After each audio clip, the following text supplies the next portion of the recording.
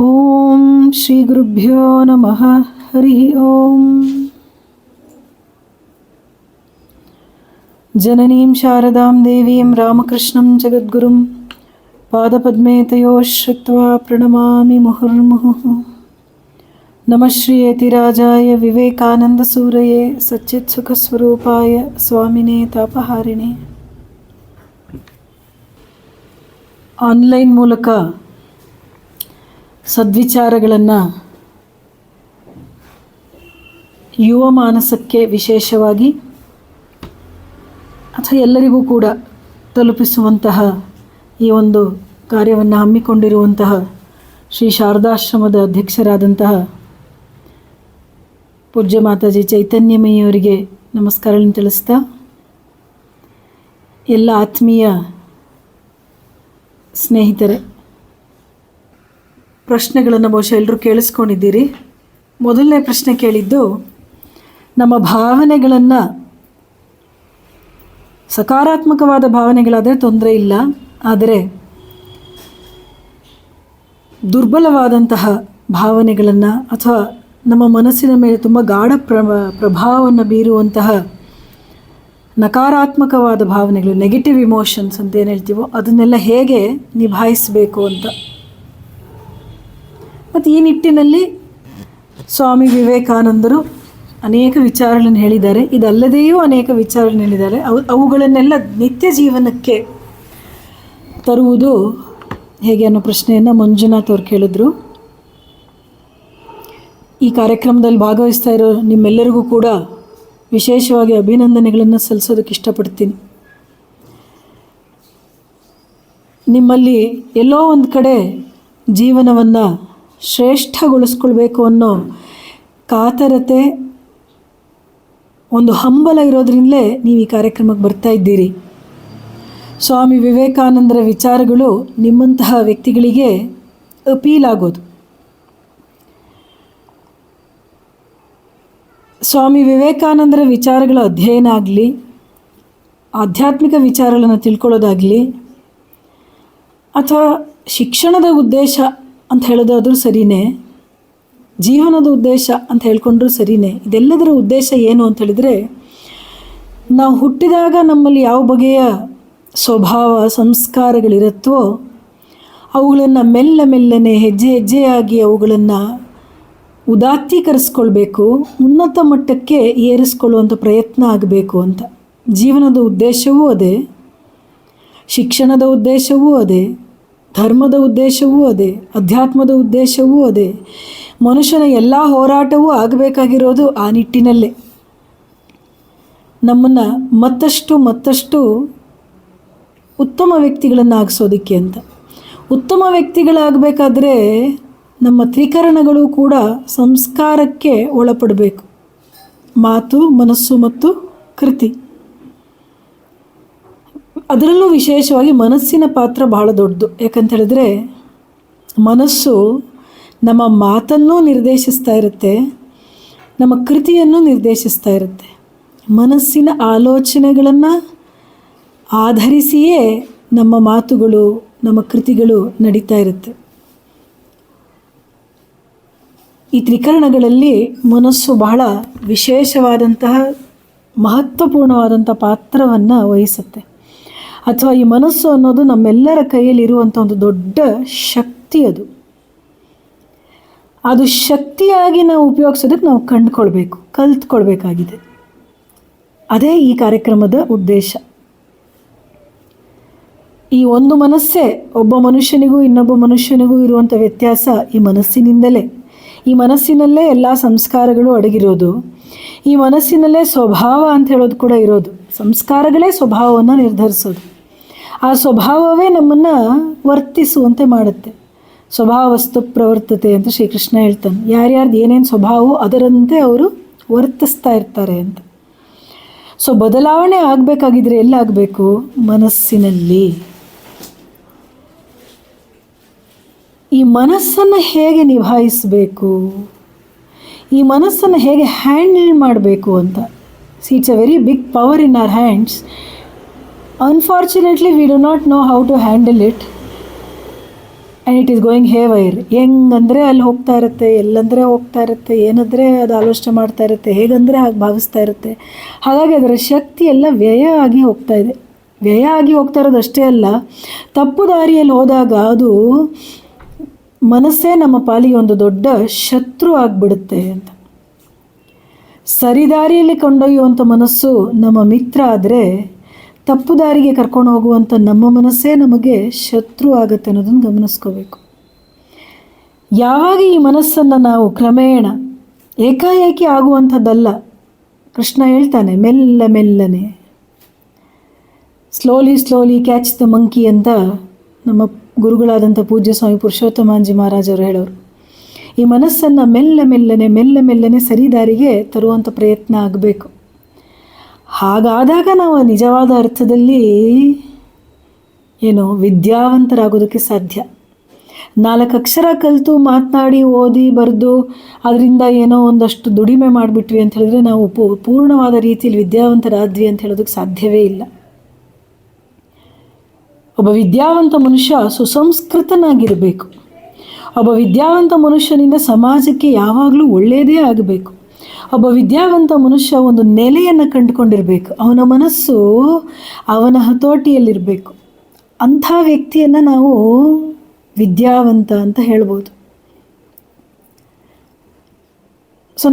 ಸ್ವಾಮಿ ವಿವೇಕಾನಂದರು ಒಂದು ಕಡೆ ಹೇಳ್ತಾರೆ, struggle is the sign of life ಅಂತ. 10 years before my message was struggle.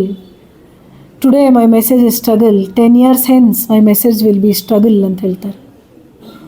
ಏನಿದು ಹೋರಾಡಿ ಅಂತಾರೆ. ಬೇರೆಯವರೆಲ್ಲ ಹೋರಾಟ ಬಿಟ್ಬಿಟ್ಟು ಆರಾಮಾಗಿರಿ ಅಂತ ನಮಗೆ ಸಮಾಜ, ಮಾಧ್ಯಮಗಳು, ಸುತ್ತಮುತ್ತ ನಮ್ಮನ್ನು ಇನ್ಫ್ಲೂಯೆನ್ಸ್ ಮಾಡುವಂಥ ಏನೇನು ಫೋರ್ಸಸ್ಸೋ ಫ್ಯಾಕ್ಟರ್ಸೋ ಇದೆಯೋ ಅವೆಲ್ಲವೂ ಕೂಡ ನಮಗೆ ಏನು ಹೇಳುತ್ತೆ, ತುಂಬ ತಲೆ ಕೆಡಿಸ್ಕೊಳ್ಬೇಡ, ಭಾಳ ಆರಾಮಾಗಿರಿ ಅಂತ, ಹೇಗಾದ್ರೂ ಪರವಾಗಿಲ್ಲ ಅಂತ.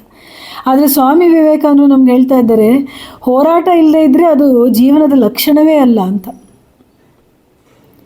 ಅಲ್ಲಿ ಬದುಕು ನಡೀತಾ ಇದೆ ಅಂತ ಹೇಳೋದಕ್ಕೆ ಸಾಕ್ಷಿ ಏನು ಅಂತ ಹೇಳಿದ್ರೆ ಹೋರಾಟ ಇರಬೇಕು. ಆದರೆ ಏನದು ಹೋರಾಟ? ಯಾರ್ಯಾರೊಂದಿಗೋ ಹೋರಾಟ ಅಲ್ಲ. ಮೊದಲು ನಾವು ನಡೆಸಬೇಕಾಗಿರೋದು ನಮ್ಮ ಮನಸ್ಸಿನಲ್ಲೇ ಒಂದು ಹೋರಾಟ.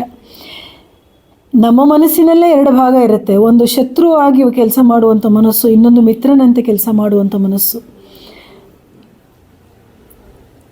ತಪ್ಪು ದಾರಿಗೆ, ದುರ್ಬಲವಾದಂಥ ವಿಚಾರಗಳಿಗೆ ಕರ್ಕೊಂಡು ಹೋಗುವಂಥ ಮನಸ್ಸೇ ನಮ್ಮ ಶತ್ರು. ಆಗಾಗ ನಮ್ಮನ್ನು ಸರಿದಾರಿಗೆ ಕರ್ಕೊಂಡು ಹೋಗುವಂಥದ್ದು, ಆತ್ಮಸಾಕ್ಷಿಯಾಗಿ ಒಳಗಿತ್ಕೊಂಡು ನಮ್ಮ ತಪ್ಪನ್ನು ನಮಗೆ ನೆನಪು ಮಾಡಿಕೊಡುವಂತಹ ಮನಸ್ಸು. ನೋಡಿ, ಇದು ತಪ್ಪು ಮಾಡಬೇಡ, ಒಳ್ಳೆ ದಾರಿಯಲ್ಲಿ ಹೋಗು, ಇದು ಒಳ್ಳೆ ದಾರಿಯಲ್ಲಿ ಹೋದರೆ ಮಾತ್ರ ನಿನಗೆ ಒಳ್ಳೆಯದಾಗತ್ತೆ, ಒಳ್ಳೆಯ ದಾರಿಯಲ್ಲಿ ಹೋಗಬೇಕಾಗಿರೋದೇ ನಿನ್ನ ಜೀವನದ ಕರ್ತವ್ಯ, ನೀನು ಮನುಷ್ಯ ಆಗಿ ನಿನ್ನ ಲಕ್ಷಣವೇ ಅದು.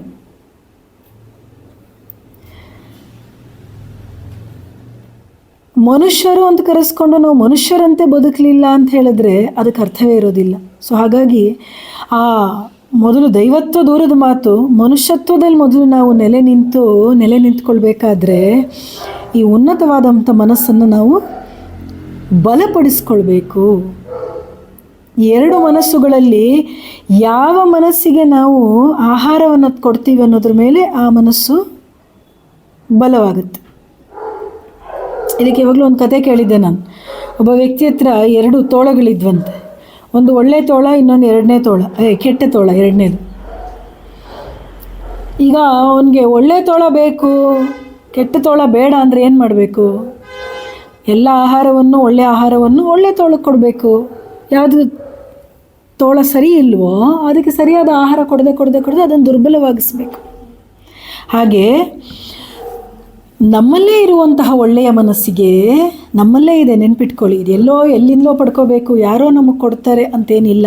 ನಮ್ಮ ಪ್ರತಿಯೊಬ್ಬನಲ್ಲೂ, ಒಬ್ಬ ದುಷ್ಟನಲ್ಲೂ ಕೂಡ ಒಳ್ಳೆಯನಾಗಬೇಕು ಅನ್ನೋ ಹಂಬಲ ಒಳಗಿದ್ದೇ ಇರುತ್ತೆ. ಸೊ ಆ ಒಳ್ಳೆಯ ಮನಸ್ಸನ್ನು ಬಲಪಡಿಸ್ಕೊಳ್ತಾ ಹೋಗೋದು, ಈ ಮತ್ತೊಂದು ಮನಸ್ಸಿದೆಯಲ್ಲ ದುರ್ಬಲಗೊಳಿಸುವಂಥ ಮನಸ್ಸು, ಅದನ್ನು ಮೆಟ್ಟಿ ನಿಲ್ಲೋದಿದೆಯಲ್ಲ, ಇದೇ ಹೋರಾಟ ಸ್ವಾಮಿ ವಿವೇಕಾನಂದರು ಹೇಳ್ತಾ ಇರೋದು. ಸತತ ನಮ್ಮಲ್ಲಿ ನಡೀತಾ ಇರಬೇಕಾಗಿರುವಂಥ ಹೋರಾಟ. To always put down the baser mind, to always put down the mind which entertains lower tendencies ಅಲ್ವಾ, ಇದನ್ನೆಲ್ಲ ನಾವು ಮೆಟ್ಟಿ ನಿಂತು ಶ್ರೇಷ್ಠವಾದ್ದನ್ನು ಹೆಚ್ಚಿಸ್ಕೊಳ್ತಾ ಹೋಗುವಂತೆ ಆಗಬೇಕು. ಆದರೆ ಈ ಮೆಟ್ಟಿ ನಿಲ್ಲುವಂಥ ವಿಚಾರ ಇದೆಯಲ್ಲ, ಇದು ಹೇಗೆ ಮಾಡಬೇಕು ಅನ್ನೋದು ಮುಖ್ಯ. ನಾನು ಆಗಲೇ ಹೇಳಿದೆ, ಮೆಲ್ಲ ಮೆಲ್ಲನೆ ಶನೈ ಶನೈರು ಪರೇತ್, ಮೆಲ್ಲ ಮೆಲ್ಲನೆ ಮಾಡಬೇಕು. ಏಕಾಏಕಿ ಮಾಡೋಕ್ಕೆ ಹೋದರೆ ಅದು ಹಠ ಮಾಡುವ ಮಕ್ಕಳಂತೆ ಇನ್ನಷ್ಟು ಹಠ ಮಾಡೋಕ್ಕೆ ಶುರು ಮಾಡುತ್ತಂತೆ. ಈ ಹಠ ಮಾಡುವ ಮಕ್ಕಳನ್ನು ಸಂತೈಸುವಾಗ ಸ್ವಲ್ಪ ಅವ್ರು ಕೇಳಿದ್ದನ್ನು ಸ್ವಲ್ಪ ಕೊಟ್ಟು, ಸ್ವಲ್ಪ ಇಲ್ಲ ಅಂಥೇಳಿ ಸ್ವಲ್ಪ ಕೊಟ್ಟು, ಏಕಾಏಕಿ ಕೊಡೋದಿಲ್ಲ ಅಂತ ಹೇಳಿದರೆ ಜಾಸ್ತಿ ಹಠ ಮಾಡೋಕ್ಕೆ ಶುರು ಮಾಡಿಬಿಡ್ತಾರೆ. ಹಾಗಾಗಿ ಮೆಲ್ಲ ಮೆಲ್ಲನೆ ಅದನ್ನು ದಾರಿಗೆ ತರಬೇಕು. ಮತ್ತು ಪ್ರತಿಯೊಂದು ವಿಚಾರದಲ್ಲೂ ಕೂಡ ಆಲೋಚನೆ ಮಾಡಬೇಕು, ಏನನ್ನು ಹೇಗೆ ಇದನ್ನು ನಾವು ನಿಭಾಯಿಸಬೇಕು. ಉದಾಹರಣೆಗೆ ಆಗಲೇ ನಮ್ಮ ಕೋಪವನ್ನು ಹೇಗೆ ಕಂಟ್ರೋಲ್ ಮಾಡಬೇಕು ಅನ್ನೋದು ಒಂದು ಉದಾಹರಣೆಯನ್ನು ತೆಗೆದುಕೊಳ್ಳೋಣ. ಅದನ್ನು ಅನಲೈಸ್ ಮಾಡ್ಕೋಬೇಕು. ಒಬ್ಬ ಮನುಷ್ಯನಿಗೆ ಕೋಪ ಬರೋದಕ್ಕೆ ನಿಜವಾದ ಕಾರಣ ಏನು?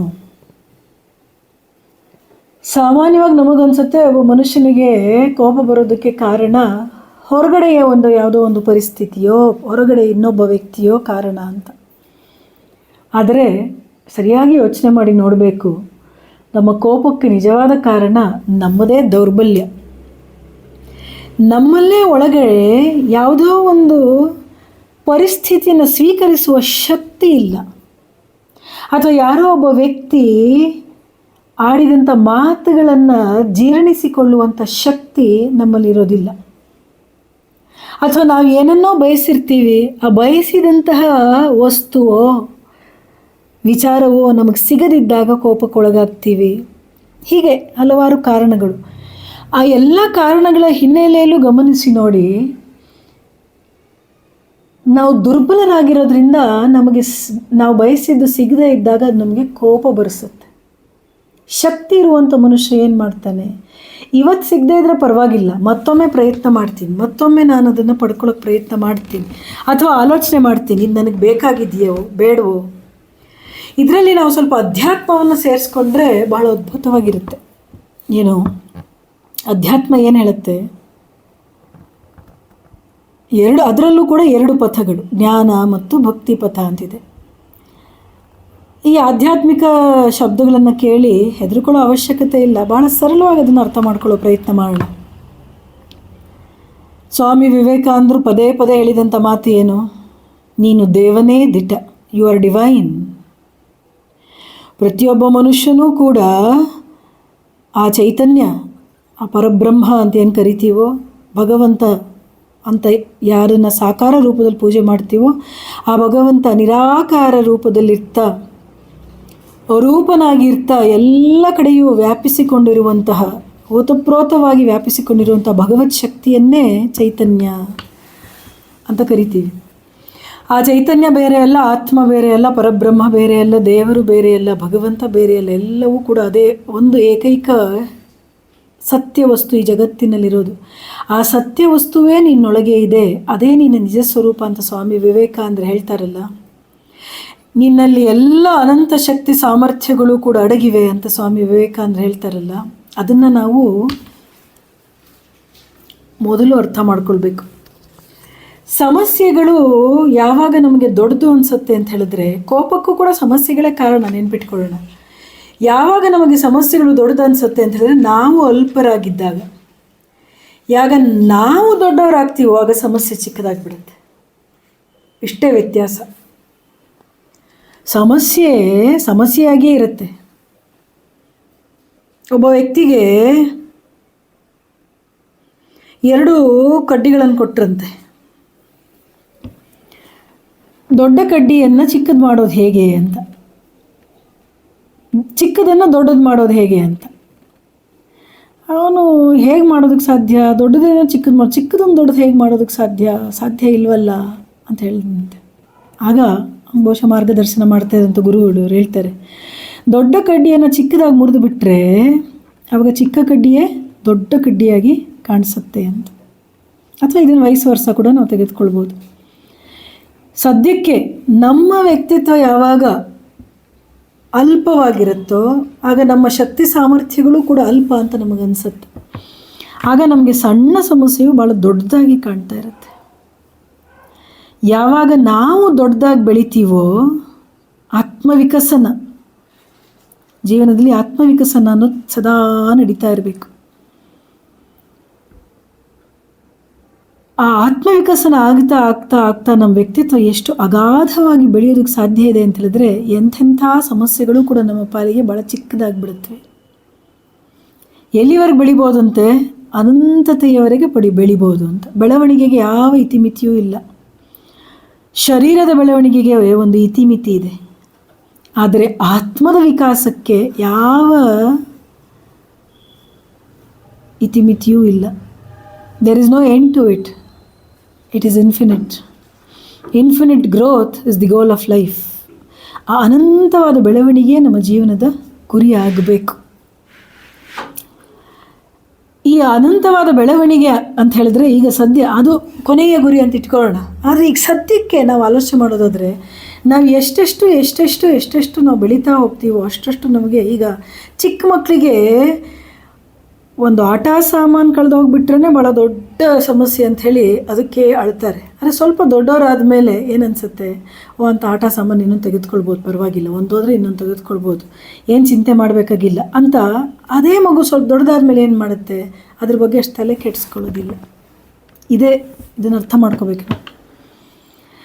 ಎಲ್ಲಿವರೆಗೆ ನಾವು ಸಣ್ಣದಾಗೇ ಇರ್ತೀವೋ, ಚಿಕ್ಕವರಾಗೇ ಇರ್ತೀವೋ, ಆಗ ನಮಗೆಲ್ಲವೂ ಭಾಳ ದೊಡ್ಡದಾಗಿ ಕಾಣಿಸ್ತಾ ಇರುತ್ತೆ. ಹಾಗಾಗಿ ನಾವು ಕೋಪಕ್ಕೆ, ದುಃಖಕ್ಕೆ ಮುಂತಾದಂತಹ ನೆಗೆಟಿವ್ ಎಮೋಷನ್ಸ್ ಇದಕ್ಕೆ ಒಳಗಾಗ್ತಾ ಇರ್ತೀವಿ.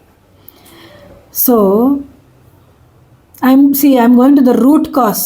I am not giving you techniques to how to handle your negative emotions. I am trying to tell you from where these negative emotions emanate. ಅದರ ಸೋರ್ಸ್ ಎಲ್ಲಿ ಅಂತ ಹೇಳುವಂಥ ಪ್ರಯತ್ನ ಮಾಡ್ತಾ ಇದ್ದೀನಿ. ಅದರ ಸೋರ್ಸ್ ಇರೋದು ಇಲ್ಲಿ, ನಮ್ಮ ದೌರ್ಬಲ್ಯದಲ್ಲಿ. ಸೊ ನಮ್ಮನ್ನು ನಾವು ಬಲಪಡಿಸಿಕೊಳ್ಳೋದು, ನಮ್ಮನ್ನು ನಾವು ಶಕ್ತಿಯುತವಾಗಿಸ್ಕೊಳ್ಳೋದು ಇದೆಯಲ್ಲ, ಇದು ಅನೇಕ ಸಮಸ್ಯೆಗಳಿಗೆ ಪರಿಹಾರ ಅಂತ ನೆನ್ಪಿಟ್ಕೊಳ್ಳೋಣ. ಸ್ವಾಮಿ ವಿವೇಕಾನಂದರು ಸುಮ್ಮನೆ ಹೇಳಲಿಲ್ಲ, ಶಕ್ತಿಯೇ ಜೀವನ, ದೌರ್ಬಲ್ಯವೇ ಮರಣ ಅನ್ನೋ ಕರೆ ಸ್ವಾಮೀಜಿ ಸುಮ್ಮನೆ ಕೊಟ್ಟಿದ್ದಲ್ಲ. ಅದು ಭಾಳ ಅರ್ಥಪೂರ್ಣವಾದಂಥ ಮಾತದು. ಅದು ಕೇಳಿ ಗಿಳಿಗಳಂತೆ ನಾವು ಕೇಳ್ತಾ ಇರ್ತೀವಿ, ಆದರೆ ಅದರ ಆಳ ಏನು ಅಂತ ಅರ್ಥ ಮಾಡ್ಕೊಳ್ಬೇಕು. ಸ್ವಾಮೀಜಿ ಎಂಥೆಂಥ ಮಾತುಗಳನ್ನು ಹೇಳಿದ್ದಾರೆ, ಆಲೋಚನೆ ಮಾಡಿ ನೋಡಿ. ಶಕ್ತಿಯೇ ಜೀವನ, ದೌರ್ಬಲ್ಯವೇ ಮರಣ. ದೌರ್ಬಲ್ಯವನ್ನು ನಮ್ಮ ವ್ಯಕ್ತಿತ್ವಗಳಲ್ಲಿ ಕಾಪಾಡಿಕೊಂಡೇ ಬೆಳೀತಾ ಇರ್ತೀವಲ್ಲ, ಇದು ಮರಣಕ್ಕೆ ಸಮಾನ ಅಂತ ಹೇಳ್ತಿದ್ದಾರೆ ಸ್ವಾಮೀಜಿ. ಹಂತದಲ್ಲೂ ಕೂಡ ಎಲ್ಲ ಬಗೆಯ ದೌರ್ಬಲ್ಯವನ್ನು ಕೂಡ ನಾವು ತ್ಯಜಿಸಿ, ಎಲ್ಲ ಬಗೆಯ ದೌರ್ಬಲ್ಯವನ್ನು ತ್ಯಜಿಸಿ ನಾವು ಶಕ್ತಿಯುತರಾಗೋದ್ರ ಕಡೆಗೆ ಗಮನ ಕೊಡಬೇಕು. ಎಷ್ಟು ನಾವು ಬೆಳಿಬೇಕು, ನಮ್ಮ ನಿಜ ಸ್ವರೂಪವನ್ನು ತಿಳ್ಕೊಳ್ಬೇಕು. ವಿವೇಕಾನಂದರ ಮಾತುಗಳನ್ನು ಈ ನಿಟ್ಟಿನಲ್ಲಿ ಕೇಳ್ತಾ ಇರಬೇಕು. ಆಗ ನಮ್ಮಲ್ಲಿರುವಂಥ ಸಣ್ಣತನ ಅನ್ನೋದು ಹೊರಟೋಗ್ಬಿಡುತ್ತೆ. He makes us feel we are great. ನಂಗೆ ಯಾವಾಗಲೂ ಜೋಸೆಫಿನ್ ಮೆಕ್ಲಾಯ್ಡ್ಲ ಮಾತು ಮತ್ತೆ ನೆನಪಾಗುತ್ತೆ. ಸ್ವಾಮಿ ವಿವೇಕಾನಂದರಿಗೆ ಅಮೇರಿಕದಲ್ಲಿ ಭೇಟಿಯಾದಂತಹ ಧೀರ ಮಹಿಳೆ ಜೋಸೆಫಿನ್ ಮೆಕ್ಲೌಡ್, ಅವಳು ರಷ್ಯಾದ ಜಾರ್ನು ಭೇಟಿಯಾಗಿರ್ತಾಳೆ. ಜಾರ್ ಅಂದ್ರೆ ಯಾರು? ರಷ್ಯಾದ ರಾಜ. ಅನೇಕ ಗಣ್ಯ ವ್ಯಕ್ತಿಗಳನ್ನು ಅವಳು ಜಗತ್ತಿನಾದ್ಯಂತ ಹೋಗಿ ಭೇಟಿ ಆಗ್ತಾ ಇದ್ಲು. ಅವಳು ಆ ವ್ಯಕ್ತಿಯನ್ನು ಭೇಟಿಯಾಗಿದ್ಲು, ಸ್ವಾಮಿ ವಿವೇಕಾನಂದರನ್ನು ಭೇಟಿಯಾಗಿದ್ಲು, ಇನ್ನೆಷ್ಟೋ ಜನರನ್ನು ಭೇಟಿಯಾಗಿದ್ಲು. ಆದರೆ ಇವರಿಬ್ಬರನ್ನ ಹೋಲಿಸಿ ಒಂದು ಮಾತನ್ನು ಹೇಳ್ತಾಳೆ ಅವಳು. When I met the jar of Russia I felt how great he is. ಯಾಕೆ? ಅವನು ರಾಜ, ಚಕ್ರವರ್ತಿ, ಬಹಳ ಶ್ರೀಮಂತ, ಎಲ್ಲ ಅಧಿಕಾರ, ಅಂತಸ್ತು, ಹಣ, ಕಾಸು, ಚಿನ್ನ ಎಲ್ಲವೂ ಕೂಡ, ರಾಜಕೋಶವೇ ಅವನ ಹತ್ರ ಇದೆ ಅಂಥವ್ನು ನೋಡಿದಾಗ ಏನಪ್ಪಾ ಇವನು ಅಂತ ಅನ್ನಿಸ್ತು. ಅದರಳು ಎಷ್ಟು ಚೆನ್ನಾಗಿ ಹೇಳ್ತಾಳೆ ನೋಡಿ. But when I met Swami Vivekananda I felt how great he is and how great I am. This is where we should hold on to Swami Vivekananda. This is why we should hold on to Swami Vivekananda. Because he makes us feel, or rather he makes us understand our own greatness. The greatness that is hidden, the greatness that is latent in our personalities. ನಮ್ಮೊಳಗೆ ಅಡಗಿರುವಂತಹ ಈ ವ್ಯಕ್ತಿತ್ವವನ್ನು ಪರಿಚಯ ಮಾಡಿಕೊಡ್ತಾರೆ ಸ್ವಾಮಿ ವಿವೇಕಾನಂದರು. ಅದಕ್ಕೆ ಸ್ವಾಮಿ ವಿವೇಕಾನಂದರ ಮಾತುಗಳನ್ನ ಮತ್ತೆ ಮತ್ತೆ ಮತ್ತೆ ಮತ್ತೆ ಓದ್ತಾ ಇರಬೇಕು. ಅವರ ಜೀವನವನ್ನ ಒಮ್ಮೆ ಆದರೂ ಸುದೀರ್ಘವಾಗಿ ಅಧ್ಯಯನ ಮಾಡಬೇಕು. ಅದೆಷ್ಟು ವಿಚಾರಗಳು ನಮಗೆ ಜೀವನವನ್ನು ಹೇಗೆ ನಡೆಸಬೇಕು, ನಾವು ಯಾವ ಆತ್ಮವಿಶ್ವಾಸದಿಂದ ಬದುಕಬೇಕು, ನಾವು ಸಮಸ್ಯೆಗಳನ್ನು ಹೇಗೆ ನಾವು ಸುಲಭವಾಗಿ ನಿಭಾಯಿಸಬಹುದು, ಸವಾಲುಗಳನ್ನು ಯಾವ ದಿಟ್ಟ ಮನಸ್ಸಿನಿಂದ ನಾವು ಸ್ವೀಕರಿಸಬೇಕು, ಯಾವುದನ್ನು ನಂಬಬೇಕು, ನಮ್ಮ ನಂಬಿಕೆಗಳು ಏನಾಗಿರ್ಬೇಕು, ನಮ್ಮ ಭಾವನೆಗಳನ್ನು ಹೇಗೆ ನಿಭಾಯಿಸಬೇಕು, ಇದೆಲ್ಲಕ್ಕೂ ನಿಮಗೆ ಮಾರ್ಗದರ್ಶನ ಸಿಗುತ್ತೆ ಸ್ವಾಮಿ ವಿವೇಕಾನಂದ. ನಾ ಪ್ರಾರಂಭದಲ್ಲಿ ಹೇಳಿದ್ನಲ್ಲ, ಸಂಸ್ಕಾರ. ನಾವು ಹುಟ್ಟಿದಾಗ ಏನಾಗಿದ್ವೋ ಹಾಗೆ ಸಾಯೋವರೆಗೂ ಇರಬೇಕು ಅಂತೇನಿಲ್ಲ. It is good to be born in a church but not to die ಅಂತ ಹೇಳ್ತಾರೆ ಒಂದು ಮಾತು. ಅಂದ್ರೆ ಹೇಗೆ ಹುಟ್ಟೋದು ಹಾಗೇ ಇರುವಂಥದ್ದಲ್ಲ, ಬದಲಾಗ್ಬೇಕು. ಬರೀ ಶರೀರ ಬೆಳೆಯೋದಲ್ಲ, ಮನಸ್ಸಿನ ಆಲೋಚನೆ, ಭಾವನೆಗಳಲ್ಲಿ ಒಂದು ಪ್ರಬುದ್ಧತೆ ಅನ್ನೋದು ಬರಬೇಕು. ಆ ಪ್ರಬುದ್ಧತೆ ಬರ್ಬೇಕಾದ್ರೆ ವಿಶೇಷವಾಗಿ ಯುವ ಸಮೂಹ ಏನ್ ನೆನ್ಪಿಟ್ಕೋಬೇಕು ಅಂತ ಹೇಳಿದ್ರೆ, ಜೀವನದ ಉದ್ದೇಶ ಭೋಗ ಅಲ್ಲ, ಜೀವನದ ಉದ್ದೇಶ ವಿಲಾಸ ಅಲ್ಲ. It is not enjoyment, it is not pleasure that is the goal of life ಅಂತ ಹೇಳ್ತಾರೆ ಸ್ವಾಮಿ ವಿವೇಕಾನಂದರು. Knowledge is the goal of life ಅಂತ. ಇವತ್ತು ಸುತ್ತಮುತ್ತ ನಾವು ಸಾಮಾನ್ಯವಾಗಿ ನೋಡಿದ್ರೆ ಏನನ್ಸುತ್ತೆ, ಎಲ್ಲರಿಗೂ ಕೂಡ ಏನನ್ಸುತ್ತೆ, pleasure is the goal of life ಅಂತ. ನಮ್ಗೆ ಮನ್ಸು ಏನ್ ಮಾಡ್ಬೇಕನ್ಸತ್ತೋ ಅದನ್ನ ಮಾಡ್ತಾ ಇದ್ರೆ ನಮ್ ಖುಷಿ, ಸಂತೋಷ. ಯಾಕೆ ಅದೇ ನಮ್ಮ ಜೀವನದ ಗುರಿ. ಕೆಲವ್ರಿಗೆ ಸಿನಿಮಾ ನೋಡಿದ್ರೆ ಸಂತೋಷ ಆಗುತ್ತೆ, ಅದನ್ನೇ ಮಾಡ್ತಾರೆ. ಕೆಲವ್ರಿಗೆ ಸೀರಿಯಲ್ಗಳು ನೋಡಿದ್ರೆ ಸಂತೋಷ ಆಗುತ್ತೆ, ಅದನ್ನೇ ಮಾಡ್ತಾರೆ. ಕೆಲವರಿಗೆ ಹರಟೆ ಹೊಡಿತಾ ಇದ್ರೆ ಇವ್ರ ಬಗ್ಗೆ ಸಂತೋಷ ಆಗುತ್ತೆ, ಅದನ್ನೇ ಮಾಡ್ತಾರೆ. ಕೆಲವರಿಗೆ ಕಾಲೇಜ್ ಬಂಕ್ ಮಾಡಿ ಅದರಲ್ಲೇ ಒಂದು ಸಂತೋಷ, ಇವತ್ತು ನಾವು ಕಾಲೇಜ್ ಬಂಕ್ ಮಾಡಿದ್ವಿ ಅನ್ನೋದ್ರಲ್ಲೇ ಒಂದು ಸಂತೋಷ. ಇದೆಲ್ಲ ಬಹಳ ಕೆಳಮಟ್ಟದ ಸಂತೋಷಗಳು. They are very very low level, base level, baser levels of enjoyment. ಅಥವಾ ಇನ್ನೂ ಕೆಳಮಟ್ಟಕ್ಕೆ ಹೋಗೋದು ಅಂತಂದ್ರೆ ಏನ್ ನಾವು ನೋಡ್ತೀವಿ, ಮದ್ಯಪಾನ ಮಾಡೋದ್ರಲ್ಲಿ ಸಂತೋಷ, ಸಿಗರೇಟ್ ಸೇದೋದ್ರಲ್ಲಿ ಸಂತೋಷ. ಬಟ್ ಇದು ನನ್ನನ್ನೇ ಹಾಳು ಮಾಡ್ತಾ ಇದೆ, ನನ್ನ ವ್ಯಕ್ತಿತ್ವವನ್ನ ಹಾಳು ಮಾಡ್ತಾ ಇದೆ, ನನ್ನ ಭವಿಷ್ಯವನ್ನ ಹಾಳು ಮಾಡ್ತಾ ಇದೆ ಅನ್ನೋ ಅರಿವು ಉಂಟಾದ್ರೆ ಯಾವ ಬುದ್ಧಿವಂತ ವ್ಯಕ್ತಿಯೂ ಕೂಡ ಇಂಥ ತಪ್ಪುಗಳಲ್ಲಿ ತೊಡಗೋದಿಲ್ಲ, ಇಂಥ ತಪ್ಪು ಕೆಲಸಗಳನ್ನ ಮಾಡೋದಕ್ಕೆ ಹೋಗೋದಿಲ್ಲ. ಬುದ್ಧಿವಂತರಾಗಿದ್ದ ಪಕ್ಷದಲ್ಲಿ ಯಾವ ಬುದ್ಧಿವಂತ ವ್ಯಕ್ತಿಯೂ ಕೂಡ ಇದನ್ನ ಮಾಡೋದಕ್ಕೆ ಸಾಧ್ಯವೇ ಇಲ್ಲ. ಮಾಡ್ತಾ ಇದ್ದಾರೆ ಅಂತ ಹೇಳಿದ್ರೆ ಬುದ್ಧಿ ಇಲ್ಲ ಅಂತ, ಮೂರ್ಖರಾಗಿದ್ದೀವಿ ಅಂತ ಆಗ್ಬಿಡುತ್ತೆ. Pleasure is the goal of life ಅನ್ಕೊಳ್ಳೋದ್ರಿಂದ ನಮ್ಗೇನು, ತತ್ಕ್ಷಣ ನಮ್ಗೇನಾದ್ರೂ ಒಂದಷ್ಟು ಸಂತೋಷ ಸಿಗ್ಬೇಕು, ತತ್ಕ್ಷಣ ನಮ್ಗೇನಾದ್ರೂ enjoy, we need to enjoy. Definitely no. The life of a student, the life of a youth is not meant for enjoyment. It is meant to build up your lives. ನಮ್ಮ ಜೀವನವನ್ನ ಕಟ್ಕೊಳ್ಳೋದಕ್ಕೆ ಇದಿರೋದು, ನಮ್ಮ ಚಾರಿತ್ರ್ಯವನ್ನ ನಿರ್ಮಾಣ ಮಾಡ್ಕೊಳ್ಳೋದಕ್ಕೆ ಈ ಕಾಲ ಇರೋದು ವಿನ ಎಂಜಾಯ್ ಮಾಡೋದಕ್ಕಲ್ಲ.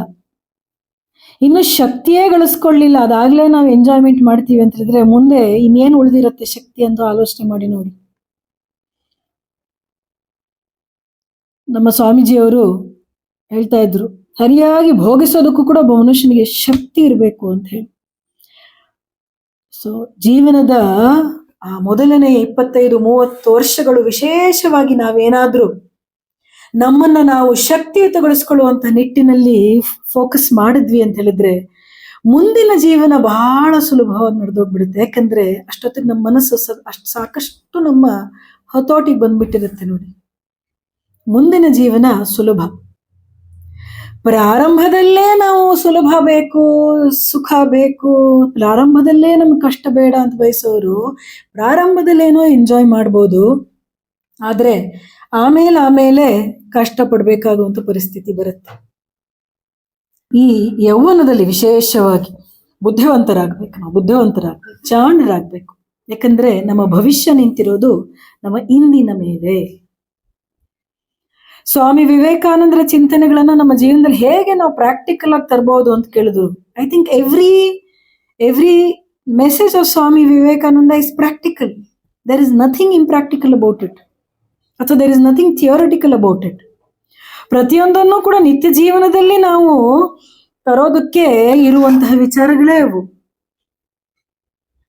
ಯಾವುದು ಥಿಯರಿಟಿಕಲ್ ಇಲ್ಲ. ಬಹುಶಃ ಥಿಯರಿಟಿಕಲ್ ಅನ್ಸೋದು spiritual messages, because I think those are a little difficult for us, but ಅದು ಕೂಡ ಪ್ರಾಕ್ಟಿಕಲ್. ಆದರೆ ಯುವ ಸಮೂಹಕ್ಕೆ ವಿವೇಕಾನಂದರು ಕೊಟ್ಟಿರುವಂತ ಸಂದೇಶಗಳಲ್ಲಿ ಯಾವುದು ಇಂಪ್ರಾಕ್ಟಿಕಲ್ಲು? ಕಬ್ಬಿಣದಂತ ಮಾಂಸಖಂಡ ಸ್ವಾಮೀಜಿ ಹೇಳಿದ್ರು, ಆದ್ರೆ ನಾವೆಲ್ಲಿ ಯೋಗ ಪ್ರಾಣಾಯಾಮ ಅಥವಾ ಏನಾದ್ರೂ ಒಂದಷ್ಟು ವ್ಯಾಯಾಮ ಮಾಡಿ ಕಬ್ಬಿಣದಂತ ಮಾಂಸಖಂಡಗಳನ್ನು ಬೆಳೆಸ್ಕೊಂಡ್ವಾ? That is why we need to make it practical. See, his ideas are practical, but we need to make them practical in our lives. ನಮ್ಮ ಜೀವನಗಳಲ್ಲಿ ಅದನ್ನ ಪ್ರಾಕ್ಟಿಕಲ್ ಮಾಡ್ಕೊಳ್ಬೇಕಾಗಿರೋದು ಬಹಳ ಮುಖ್ಯ. ಅವು ಪ್ರಾಕ್ಟಿಕಲ್ ಆಗಿಯೇ ಇವೆ, ಅಭ್ಯಾಸ ಅಷ್ಟೇ. ಸ್ವಾಮೀಜಿ ಹೇಳಿದ್ದಾರೆ, ಏನು ವ್ಯಕ್ತಿತ್ವ ಹೇಗಿರ್ಬೇಕು? ಕಬ್ಬಿಣದಂತ ಮಾಂಸಖಂಡಗಳಿರ್ಬೇಕು, muscles of iron, what we want muscles of iron ಅಂತ ಹೇಳಿದ್ರು. ಹಾಗಿದ್ರೆ ಮೊದಲು ಶರೀರ ಗಟ್ಟಿಯಾಗಿರ್ಬೇಕು. ಯಾರ ಶರೀರ ಗಟ್ಟಿಯಾಗಿಲ್ವೋ ಅವನ ಮನಸ್ಸು ದುರ್ಬಲವಾಗಿಯೇ ಇರುತ್ತೆ. ನರ್ವ್ಸ್ ಆಫ್ ಸ್ಟೀಲ್ ಅಂತ ಹೇಳಿದ್ರು ಸ್ವಾಮೀಜಿ, ಉಕ್ಕಿನಂತಹ ನರಮಂಡಲ. ಇವತ್ತು ಸ್ವಲ್ಪ ಓದೋದು ಜಾಸ್ತಿ ಆದ್ರೆ ತಲೆನೋವು ಬಂದ್ಬಿಡುತ್ತೆ ಅಂತ ಹೇಳ್ತಾರೆ. ಯುವಕ ಯುವತಿಯರನ್ನ ನೋಡ್ತಾ ಇರ್ತೀವಿ ನಾವು, ಸ್ವಲ್ಪ ಹೊತ್ತು ಜಾಸ್ತಿ ಕೂತ್ಕೊಂಡ್ಬಿಟ್ರೆ ಬೆನ್ನೋವು ಬಂದ್ಬಿಡುತ್ತೆ, ಕಾಲು ನೋವು ಬಂದ್ಬಿಡುತ್ತೆ. ಇದೆಲ್ಲ ದೌರ್ಬಲ್ಯದ ಲಕ್ಷಣಗಳು. ಇದನ್ನೇ ಹೇಳ್ತಾ ಇರೋದು. ಎಲ್ಲ ಬಗೆಯ ದೌರ್ಬಲ್ಯಗಳನ್ನ, ಎಲ್ಲ ಹಂತಗಳಲ್ಲಿರುವ ದೌರ್ಬಲ್ಯಗಳನ್ನ, ನಮ್ಮ ವ್ಯಕ್ತಿತ್ವದ ಎಲ್ಲ ಆಯಾಮಗಳಲ್ಲಿ ನಾವು ಕಾಣುವಂತಹ ದೌರ್ಬಲ್ಯಗಳನ್ನ ನಾವು ಕಳ್ಕೊಳ್ಳುವಂತ ಪ್ರಯತ್ನ ಮಾಡ್ತಾ ಇರ್ಬೇಕು. ನರಗಳು ದುರ್ಬಲ,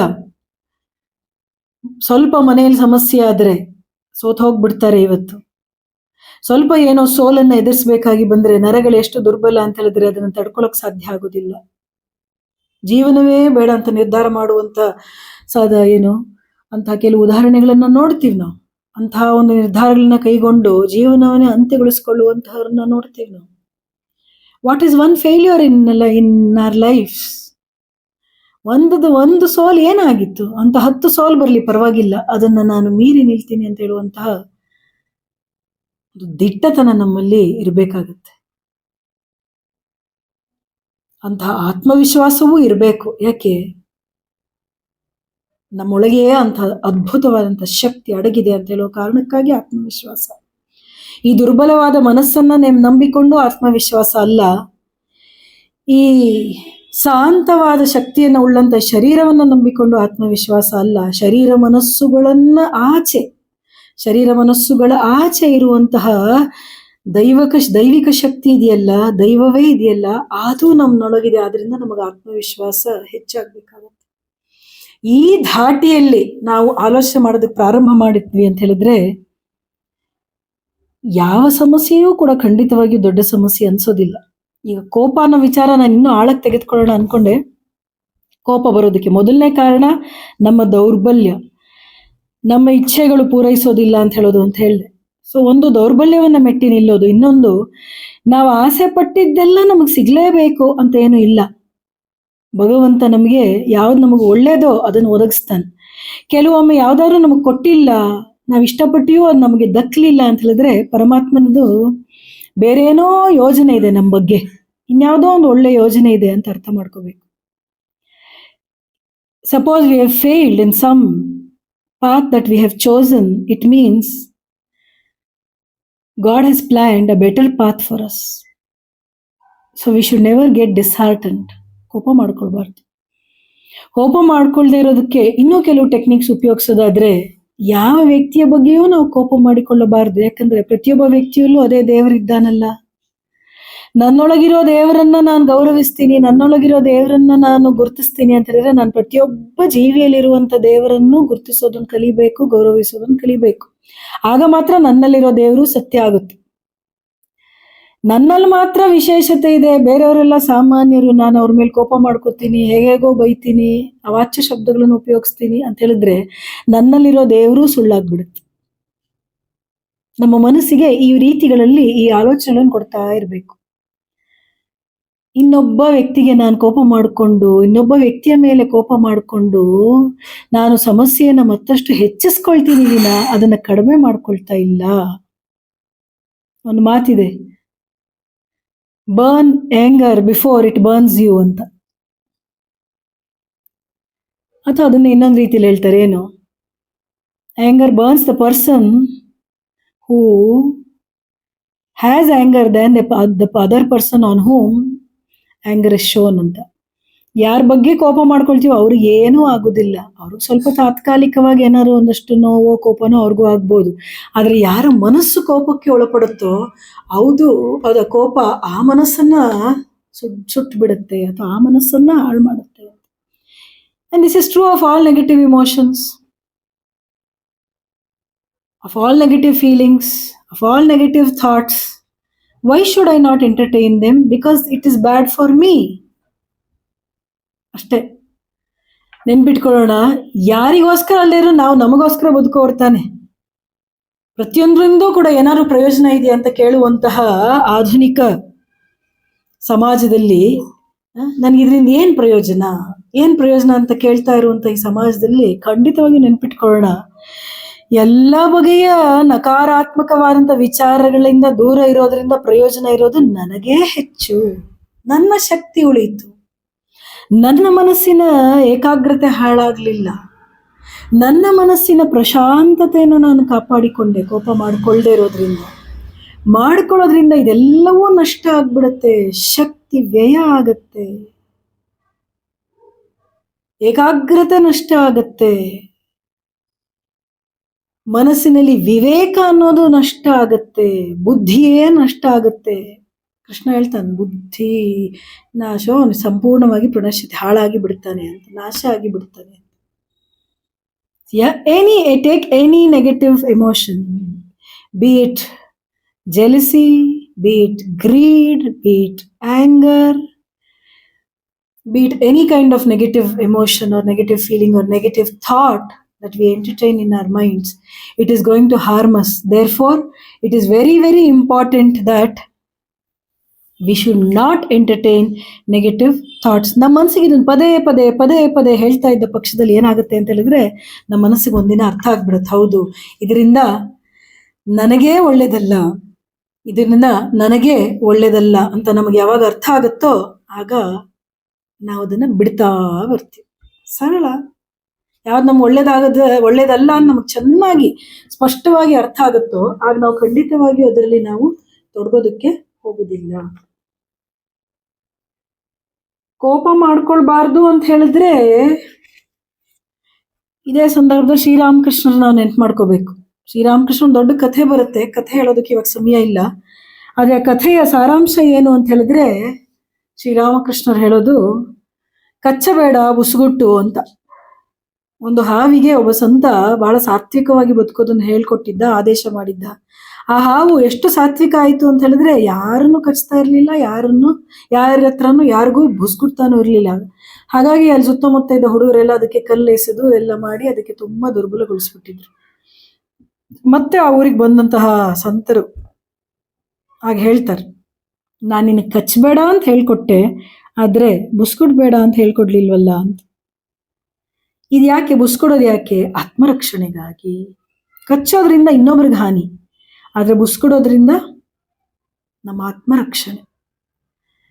ಇದು ಕೂಡ ಬಹಳ ಮುಖ್ಯ ಆಗುತ್ತೆ. ಕೋಪ ತೋರಿಸ್ಬಾರ್ದು ಅಂತ ಹೇಳಿದ್ರೆ ಆತ್ಮರಕ್ಷಣೆಗೂ ಕೂಡ ನಾವು ಪ್ರಯತ್ನ ಮಾಡಬಾರ್ದು ಅಂತೇನಿಲ್ಲ. ಸ್ವಾಮಿ ವಿವೇಕಾನಂದರ ಮಾತುಗಳನ್ನ ಓದ್ತಾ ಇದ್ರಂತೂ ನಮ್ಮಲ್ಲಿ ಕ್ಷಾತ್ರ ಕೂಡ ಬೇಕು ಅನ್ನೋದು ಸುಸ್ಪಷ್ಟವಾಗಿ ಅರ್ಥ ಆಗುತ್ತೆ. ಎಲ್ಲೋ ಯಾರೋ ದೌರ್ಜನ್ಯಕ್ಕೆ ಒಳಪಡ್ತಾ ಇದ್ದಾರೆ ಅಂದಾಗ ನಾವು ಆ ಸಂದರ್ಭದಲ್ಲಿ ಇದ್ರೆ ಅವರಿಗೆ ಸಹಾಯವನ್ನ ಮಾಡುವಂತಹ ಧೈರ್ಯ ಇರಬೇಕು. ಆ ಸಾತ್ವಿಕ ಕೋಪ ಬರಬೇಕು. ಇಲ್ಲಿ ಅನ್ಯಾಯ ನಡೀತಾ ಇದೆ, ಇದು ನಡಿಬಾರ್ದು ಅಂತ ಹೇಳಿ ಅದೊಂದು ಸಾತ್ವಿಕ ಕೋಪ ಆದೀತದೆ. ನನಗೋಸ್ಕರ ನನ್ನ ಕಾರಣಕ್ಕಾಗಿ ನಾನು ಕೋಪ ಮಾಡ್ಕೊಳ್ಳೋದಂದ್ರೆ ಅದು ಸ್ವಾರ್ಥ ಆಗುತ್ತೆ. ಆದ್ರೆ ಇನ್ಯಾರಿಗೋಸ್ಕರನೋ ಇನ್ನೇನೋ ಅನ್ಯಾಯ ನಡೀತಾ ಇದೆ, ದೇಶದಲ್ಲೆಲ್ಲೋ ಸಮಾಜದಲ್ಲೆಲ್ಲೋ ಏನೋ ನಡೀತಾ ಇದೆ ಅಂದಾಗ ನಮ್ಗೆ ಒಂದಷ್ಟು ಕಸಿವಿಸಿ ಆಗಬೇಕು, ಕೋಪ ಬರಬೇಕು, ನೋವಾಗಬೇಕು. ವಿವೇಕಾನಂದರಿಗಾಯ್ತು. ಭಾರತದ ಪರಿಸ್ಥಿತಿಯನ್ನು ನೋಡಿ ಸ್ವಾಮಿ ವಿವೇಕಾನಂದರಿಗೆ ಎಷ್ಟು ಕಷ್ಟ ಆಯ್ತು, ಸಂಕಟ ಆಯ್ತು, ನೋವಾಯ್ತು, ಮರುಗಿದ್ರು. ಹಾಗಾಗಿ ಅವ್ರು ಅಷ್ಟೊಂದು ಕೆಲಸ ಮಾಡಿದ್ರು. 2 ಬಾರಿ ಜಗತ್ತನ್ನ ಸುತ್ಕೊಂಡು ಬಂದ್ರು. ಭಾರತದಾದ್ಯಂತ ಅಮೆರಿಕಕ್ಕೆ ಹೋಗೋಕೆ ಮೊದಲು ಒಂದ್ಸತಿ, ವಾಪಸ್ ಬಂದ ಮೇಲೆ ಒಂದ್ಸತಿ ಭಾರತದಾದ್ಯಂತ ಪರ್ಯಟನೆ ಮಾಡಿದ್ರು. ಎಷ್ಟೆಷ್ಟು ಮಾಡಿದ್ರು. ಯಾಕೆ? ನಾನು ಹೇಳಿದ್ನಲ್ಲ, ಅದು when it is for a noble cause, when it is for an unselfish cause, then the same emotions can work for our betterment ಅಂತ ಹೇಳೋದು. ಸೊ ವ್ಯಕ್ತಿತ್ವ ಸಪ್ಪೆ ಆಗಬೇಕು ಅಂತ ಅಲ್ಲ ಅದರ ಅರ್ಥ. ಕೋಪ ಮಾಡ್ಕೊಳ್ಬಾರ್ದು ಅಂತ ಹೇಳಿದ್ರೆ, ಕೋಪ ಮಾಡ್ಕೊಳ್ಳೋ ಸಾಮರ್ಥ್ಯ ಇರಬೇಕು, ಆದರೆ ಕೋಪವನ್ನ ಹತೋಟಿಯಲ್ಲಿ ಇಟ್ಕೊಳ್ಳುವಂಥ ಸಾಮರ್ಥ್ಯವೂ ಇರಬೇಕು. ಅದು ಬಹಳ ಮುಖ್ಯ. ಈ ರೆಸಿಸ್ಟೆನ್ಸ್ ಬಗ್ಗೆ ಹೇಳ್ತಾ ಸ್ವಾಮಿ ವಿವೇಕಾನಂದರು ಹೇಳ್ತಾರೆ, ನನಗೆ ರೆಸಿಸ್ಟ್ ಮಾಡೋ ಶಕ್ತಿಯೇ ಇಲ್ಲ, ನಾನು ನಾನ್ ರೆಸಿಸ್ಟೆನ್ಸ್ ಅಭ್ಯಾಸ ಮಾಡ್ತಾ ಇದ್ದೀನಿ ಅಂತ ಹೇಳಿದ್ರೆ ಅದು ಅರ್ಥವೇ ಇಲ್ಲದಂಥ ಮಾತು ಅಂತ. I should be capable of resisting, yet I should not resist. That is real non resistance ಅಂತ. ಒಳಗೆ ನಮಗೆ ಸಕಾರಣವಾದಂತಹ ಸಂದರ್ಭಗಳು ಬಂದಾಗ ಅದಕ್ಕೆ ಪ್ರತಿಭಟಿಸುವ ಶಕ್ತಿಯೂ ಒಳಗಿರಬೇಕು. ಆದರೆ ಸಣ್ಣ ಪುಟ್ಟದಕ್ಕೆ ನಮ್ಮ ಒಂದು ವೈಯಕ್ತಿಕ ವಿಚಾರಗಳಿಗೆ ನಾವು ಅದನ್ನ ಉಪಯೋಗಿಸ್ಕೊಳ್ಳೋದಕ್ಕೆ ಹೋಗಬಾರ್ದು. ಮತ್ತೆ ವಿವೇಕಾನಂದರ ವಿಚಾರ ಅಂತ ನೆನ್ಪಿಟ್ಕೊಳ್ಳಿ, ಅದೇನಿದ್ರೂ ಕೂಡ ಅವರ ವಿಚಾರಗಳು ಧೀರರನ್ನ ನಿರ್ಮಾಣ ಮಾಡುತ್ತೆ. ಸಮಾಜಕ್ಕೆ ಬೇಕಾಗಿರೋದು ಧೀರರು.